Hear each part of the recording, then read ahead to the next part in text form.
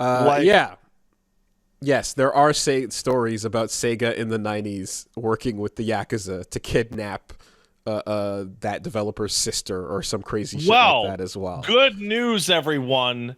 Sega will no longer be working with any hired muscle to threaten you and kidnap your sister because now Sega of America is gonna have a union.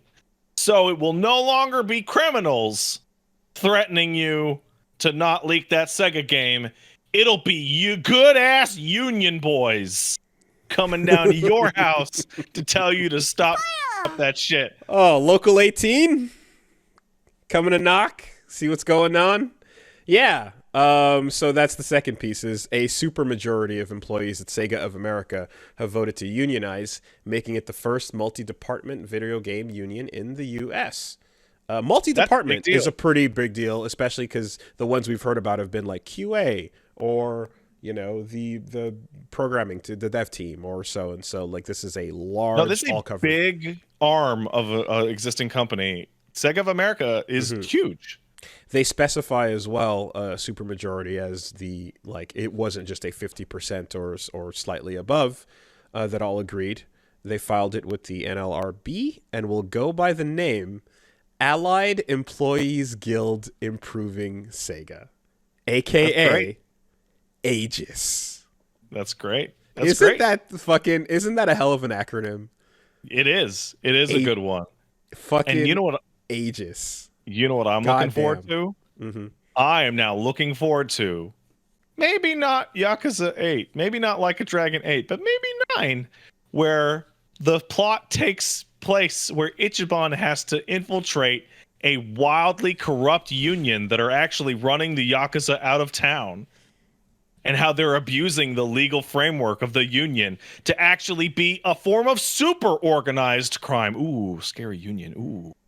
Why wait for Yakuza 9 when you can look forward to Yoko Taro's upcoming Sega is Evil and Runs the World video game? You're right. Yeah, you're right. 404 game reset coming soon. Like, it's right there. It's right You're there. Yeah, members of Aegis, all across the board. What's gonna be interesting, I find too, is like we've heard a lot of stories with the unions that are coming out of a lot of course, Western studios. This is one of the first ones coming out of a Japanese and American branch of a studio. Right. We're gonna see situations like this where you have the Sega of America employees unionized, but the Sega of Japan employees not. That's good. That's weird. That's very weird. But it's absolutely a reality, you know? And it's going to be like literally just cultural and country labor laws.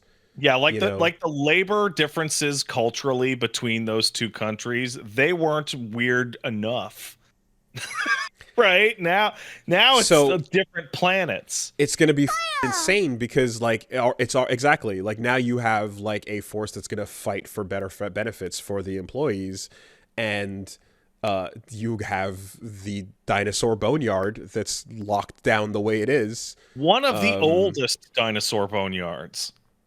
and it's going to get a lot worse before it gets better. So how weird would it be to have someone be transferred from Sega Japan over to the US offices and just be like, this, I'm never going back, if It they're is able to get like that benefits and all kinds of extra, like it's in the same company. Like it's gonna be very it's gonna weird. be really sad for all the members of Sega of America when Sega of Japan decides that they will in fact roll in publishing duties for global operations into Sega of Japan, and that Sega of America is just, we found out we didn't need a whole separate branch in the US. Actually, we just yeah, it was actually a whole lot of bloat that we could have gotten rid of years ago. We're just going to make a new branch in Sega of Japan for American global relations. What are the odds? What are the goddamn odds? Operation Aegis Strike begins now.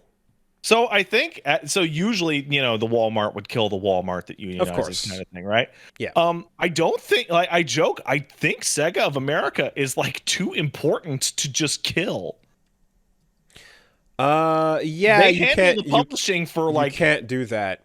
Now one of the major game regions. Like, so here's another thing. Sega Sammy Holdings, mhm. which is above all of that, entirely Japanese. I don't know that they even have a U.S.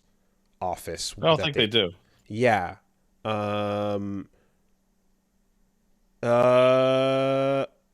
Oh no! They do. They do. They Sega do. Sammy Holdings has U.S. Offices as well. Okay, so unionization is pretty contagious, and that could hypothetically Insidious, you mean?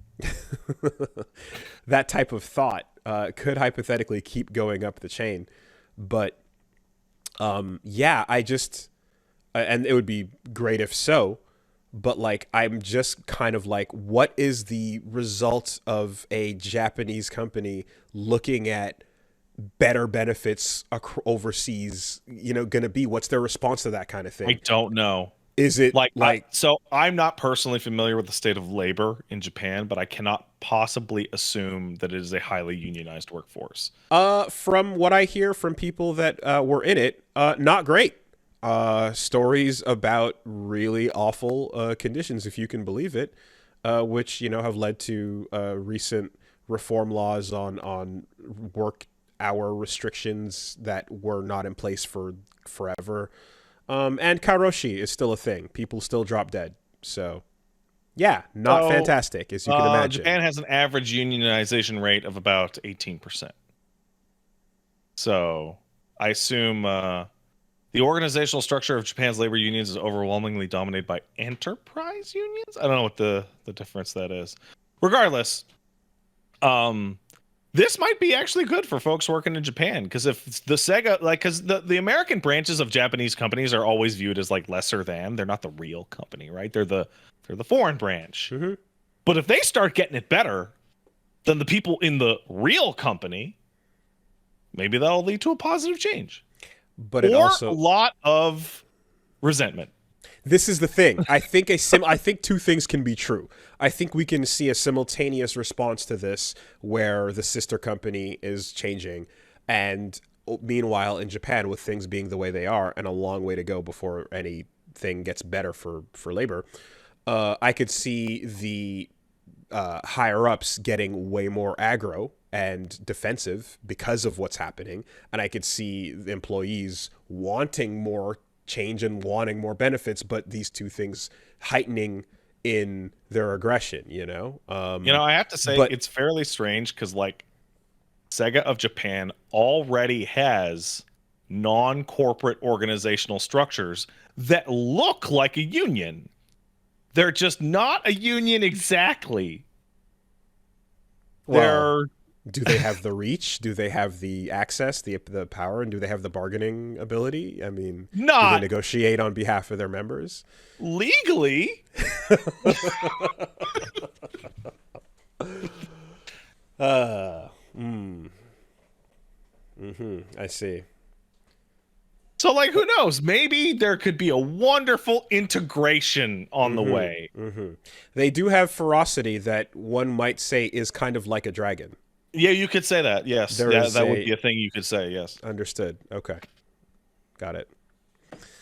Yeah, this is going to be an interesting thing to watch unfold. I'm not too sure what it is, but at the very least, when something attempts to unionize here and then like it gets like fought back against and like there's and pushed back on, there's a lot of reference point in place for game union workshop and all these things to go like, here's a group of people that have all the information, here's a group of people that have like set this up and can help get these things in place. And I feel like, yeah, Japan's like not about to fucking get going anywhere close to that anytime soon.